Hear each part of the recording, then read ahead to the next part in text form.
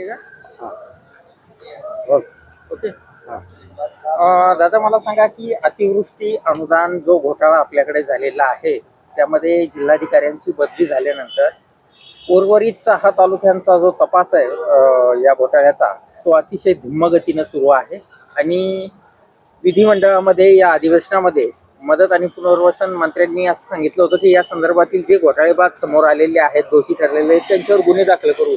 याबाबत देखील प्रशासनाकडून कोणतीही कारवाई झालेली नाही आणि प्रशासनाचा असा दावा आहे की वरूनच आम्हाला काही आदेश निर्देश याबाबत आलेले नाही गुन्ह्याच्या संदर्भात. काय भूमिका आहे जिल्ह्यात 57 एक मिनिट जिल्ह्यात आलेला अरे पुरा आता विषयच लागला. जिल्ह्यात झालेल्या अतिवृष्टी अनुदान वाटपाचा घोटाळा हा राज्य म्हणजे विधानसभेत गाजला.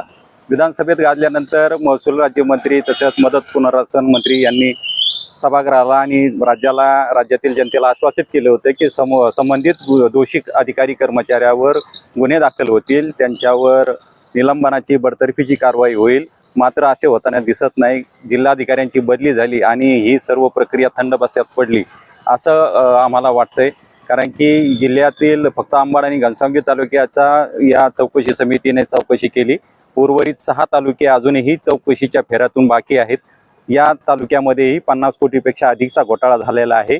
तसे पुरावेही आमच्याकडे आहेत, परंतु या चौकशी समितीला मुदतवाढ मिळणं गरजेची होती. तसं त्यांना मनुष्यबळ उपलब्ध होणं गरजेचं होतं, परंतु तसं काही अद्यापपर्यंत झालेलं नाही.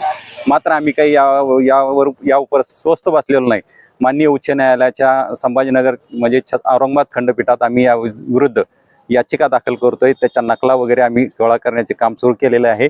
जरी प्रशासन या दोषी अधिकारी कर्मचाऱ्यांना पाठीशी घालत असेल तरी आम्ही न्यायालयातून या सर्व प्रकरणाच्या मुळाशी गेल्याशिवाय राहणार नाही. तुर्तास आपली भूमिका काय आहे याबाबत? कारण कोणतेही गुन्हे दाखल केले नसल्यामुळे हे जे पैसे गोळा करणारे लोक आहेत, तलाठी वगैरे सगळे हे सगळे मोकाट सुटलेले आहेत आणि आतापर्यंत व्हायला हवी होती की नाही चौकशी? कारण आश्वासन देऊन एवढे मोठे दिवस उलटले. त्यामध्ये 21 कर्मचाऱ्याचं महसूल कर्मचाऱ्यांचं निलंबन करून उर्वरित राहिलेले कर्मचारी तसेच पंचायत समितीचे ग्रामसेवक आणि कृषी विभागाचे कृषी सहाय्यक यांच्यावर कोणतीही कारवाई झालेली नाही. त्यांच्यावर फक्त विभागीय चौकशीचा फार्स या प्रशासनाने लावलेला आहे. ती तुटपुंजी कारवाई आहे. आम्ही त्याच्यावर समाधानी नाहीत. या सर्व दोषीवर फौजदारी गुन्हे दाखल व्हावेत आणि यांना तात्काळ सेवेतून बडतर्फ करावे आणि अपारित झालेल्या रकमा त्यांच्याकडून वसूल करण्यात याव्या अशी आमची आग्रही मागणी आहे. जोपर्यंत या सर्व दोषीवर कारवाई होत नाही तोपर्यंत आम्ही स्वस्थ बसणार नाही. येत्या 15 ऑगस्टला आम्ही एक निर्णायक आंदोलन, अभिनव आंदोलन या निमित्ताने करणार आहोत.